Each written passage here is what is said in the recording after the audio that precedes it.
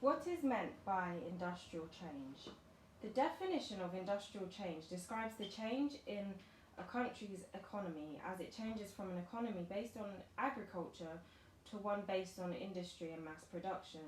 In this presentation, I'll be discussing the pattern of industry and urban society during the period of 1700 to 1760. I'll go on to discuss the causes and nature of industrial change in Britain and the impact industrial change had on British social, economic and political life by 1850.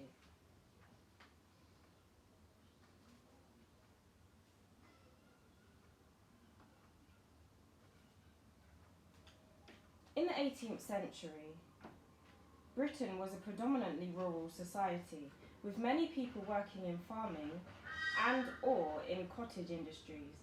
Before the Industrial Revolution, around 80% of the world's population was engaged in farming to keep itself and the other 20% of the population from starving. The Industrial Revolution involved the mechanization of production, which resulted in an increase of production characterized by the use of new energy sources. However, in order for industrialization to occur, changes in agriculture had to happen. Some refer to this period during the mid-17th century as the Agricultural Revolution. Agricultural change. The use of irrigation during the late 17th century to the early 18th century allowed the productivity of food to rise. One of the most important innovations in agriculture at this time was the development of crop rotation. The four-field crop Norfolk system rotation was created by Charles Turnip Townshend, which increased crop and livestock yields. In the mid-18th century, Robert Bakewell and Thomas Coke introduced selective breeding as a scientific practice. Bakewell was also the first to breed cattle to be used for beef. With this change came new mechanization of agriculture, including Jethro Tull's seed drill, Robert Ransom's chilled casting, and Joseph Foljambe's plough. Changes in government policy, like the Enclosure Acts, the process that ended traditional rights on common land formerly held in the open field system and restricted the use of land to the owner, allowing wealthy lords to purchase public fields and pushed out small-scale farmers. Although following enclosure crop yields and livestock output increased as well as productivity enough to create a surplus of labour, this increased labour supply led to significant levels of unemployment and poverty in many rural areas. As a result of this, and small-scale farmers being pushed aside, it caused a migration of men looking for wage labour in towns and cities. These advancements in husbandry techniques supported and contributed to the increase in Britain's population between 1700 and 1850. Innovations of the Industrial Revolution include the textile industry, like John Kay's Flying Shuttle in 1733, right at the top, which dramatically increased the speed of weaving and the amount of people needed to operate the shuttle. His invention created a demand for yarn. It also paved the way for power looms, although a power loom wasn't invented until 1787. The next one, this invention, led to the invention of the spinning jenny by James Hargreave in 1770, which is just there, and Richard Arkwright's spinning frame in 1760, which produced a stronger thread and required very little training to use. Arkwright's invention of the spinning frame with the developing population created high demand for yarn, among other things, led to the use of factories, mass production, and the use of a large workforce. And in 1771, Arkwright built the world's first water-powered mill in Cromford, as you can see there in the slide. Before the 1760s, there were still limited power sources, causing the process of industrial development to be slow. The main sources of power were horsepower, windmills, and water wheels. Soon, the inventions mentioned on previous slides were mechanized, using water power until the invention of the steam engine.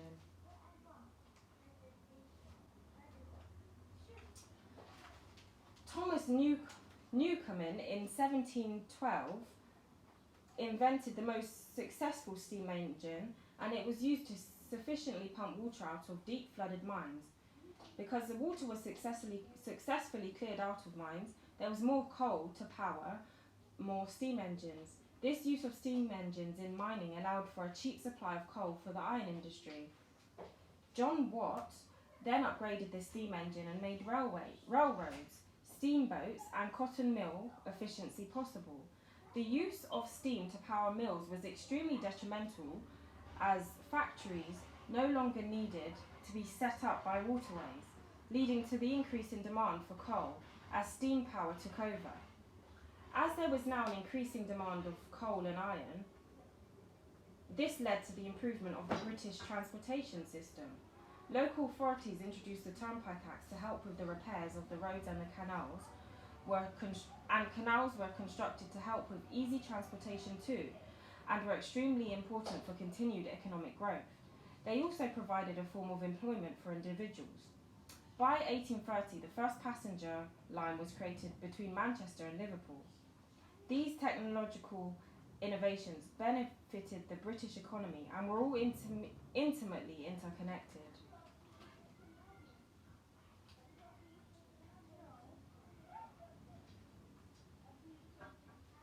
However, there are several factors to take into account when understanding the causes and nature of industrial change between 1760 to 1850. Economic change. According to historian Trevor May, the Industrial Revolution wasn't an event that happened in the conventional sense. It was a series of events that happened at different times, in some places faster than others.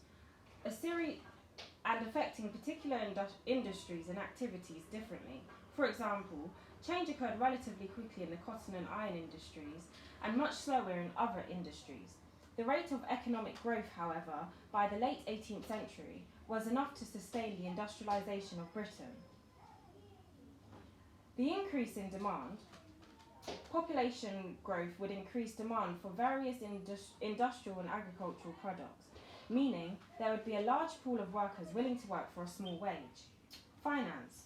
During this period, it was thought by many that more money became available to invest in industrialisation, further promoting expansion and profit.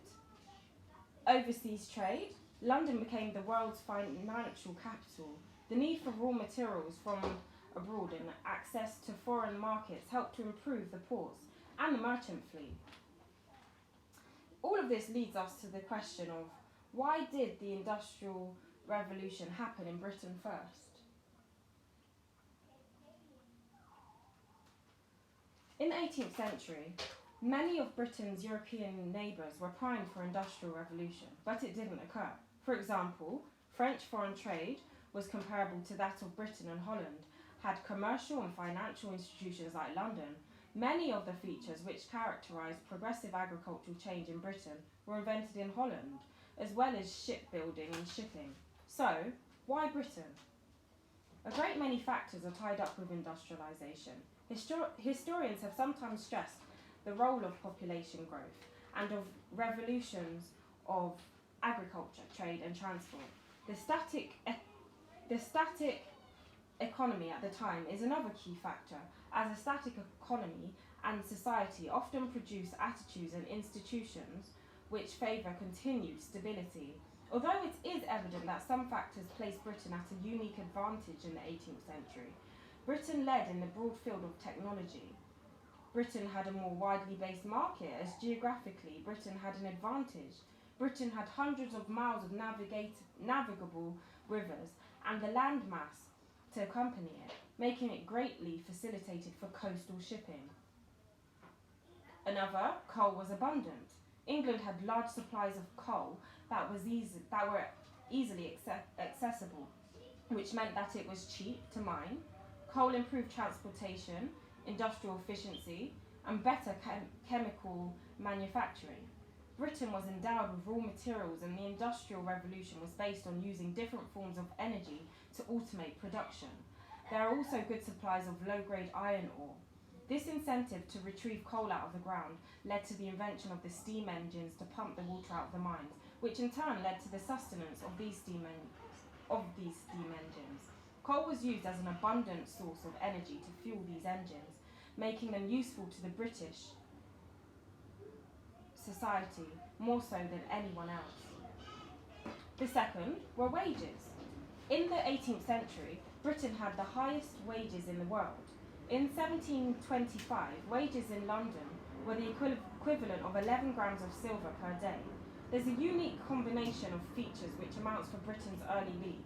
David Landes used the idea of critical mass from nuclear physics, suggesting that it's the piling up of a number of different factors which led to the explosive chain reaction.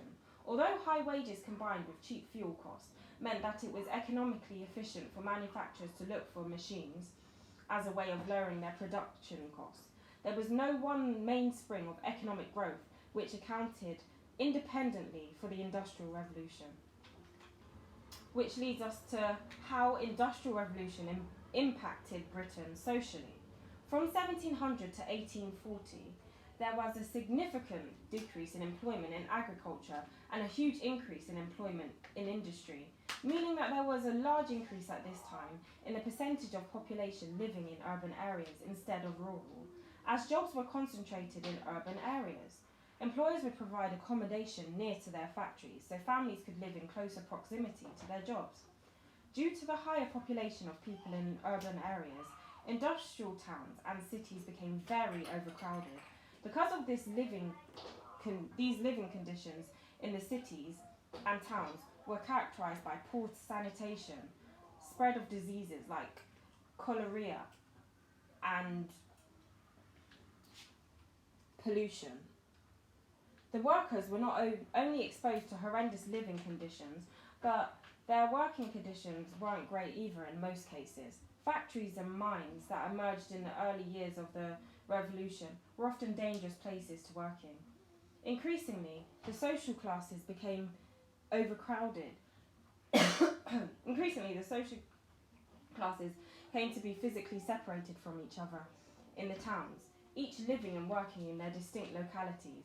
As the towns and the cities became increasingly overcrowded and living conditions in these urban areas worsened, the factory owners and wealthier people moved out of the cities, and with the factory system, there were large numbers of labouring people working together, which gave rise to the working class consciousness.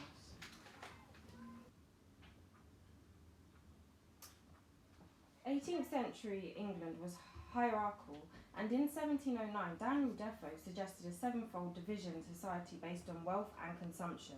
1. The great who live profusely. 2. The rich who live plentifully. 3. The middle sort who live well. 4. The working trades who labour hard but feel no want. 5.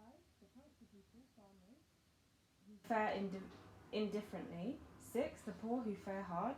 And 7. The miserable who rarely pinch and suffer want. Before the 1780s, the Industrial Revolution, most historians considered working people as labouring sorts and people with reasonable wealth as middling sorts. Class consciousness didn't arise overnight, however. And as R.J. Morris writes, no one will ever find a point in history at which the whole of the working class got out of bed with total awareness of their own identity. It was a slow process, and it didn't happen all at the same time. However, industrialisation did impact the pattern of society in a number of ways. The greatly increased opportunities for the creation of private wealth led to an expansion in the number of middling people who were aware of their identity and place in society. Industrialisation brought about a self-conscious working class through the industrial town rather than through the factory, as class feeling was absent in the rural mills before the Industrial Revolution.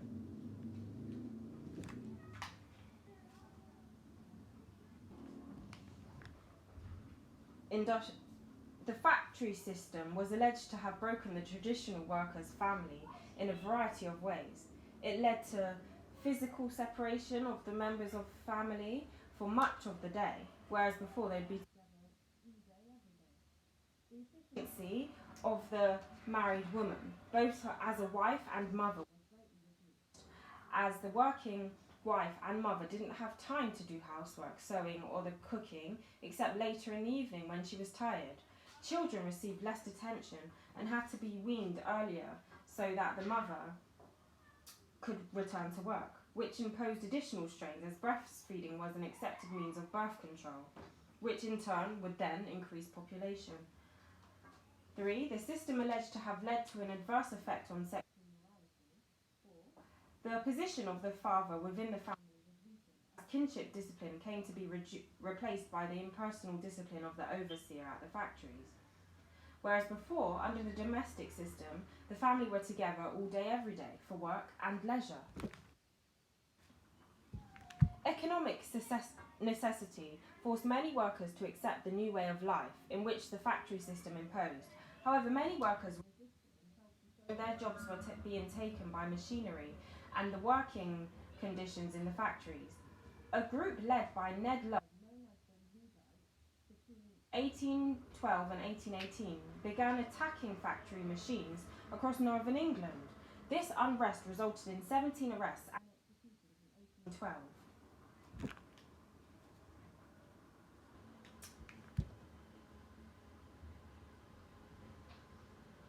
This led to political change. Richard Arkwright, during the early part of industrial Britain, was a leading industrialist and businessman. He was one of the first factory owners to employ children.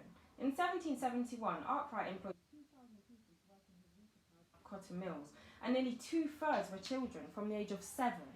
However, allegations arose of the poor working conditions in the mills, unfenced machinery, excessive heat, and lack of ventilation in spinning rooms, which were also thick in cotton dust.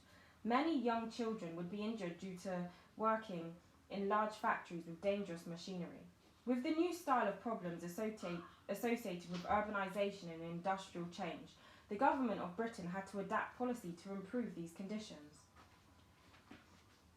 The Act of 1819 intended to extend protection to free labour, and subsequently a bill was passed and cotton mill children were limited to 12 hours of labour a day, which later led to the Factory Act of 1833, which made it illegal to employ children under 9 years old, which provided that children aged 9 to 14 should be restricted to 8 hours actual labour with 2 hours at school, and young persons under 18 were limited to 12 hours. The Poor Laws in 1834 were passed. It helped those who were made unemployed by the Enforcement Act previously mentioned. However, it was designed to make poor relief an unpleasant experience.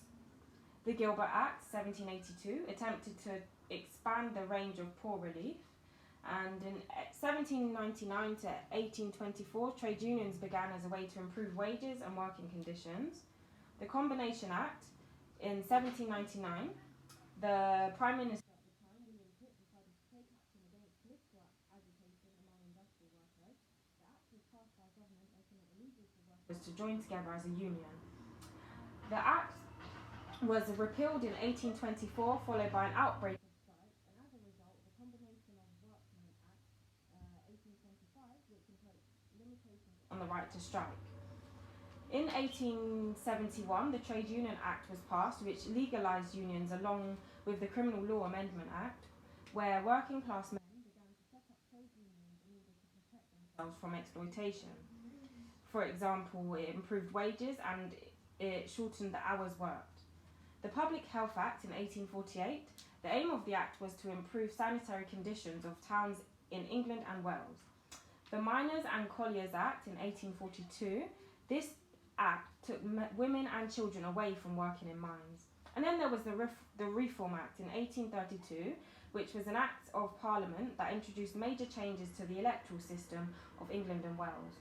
The act granted seats in the House of Commons to large cities that had grown in size due to the Industrial Revolution. The act increased voters from around 500,000 to 813,000. Ultimately, the Industrial Revolution brought fundamental changes in the British way of life. There was technological improvement and scientific innovations. Scientific innovations contributed to the advancement of agriculture, changes in the organisation of work, industry and trade and shipping, also to the expansion of the economy and population growth. The dynamism of cotton and iron, as well as urbanization. The increase of capital and credit contributed to the development of banking too. Thanks for watching.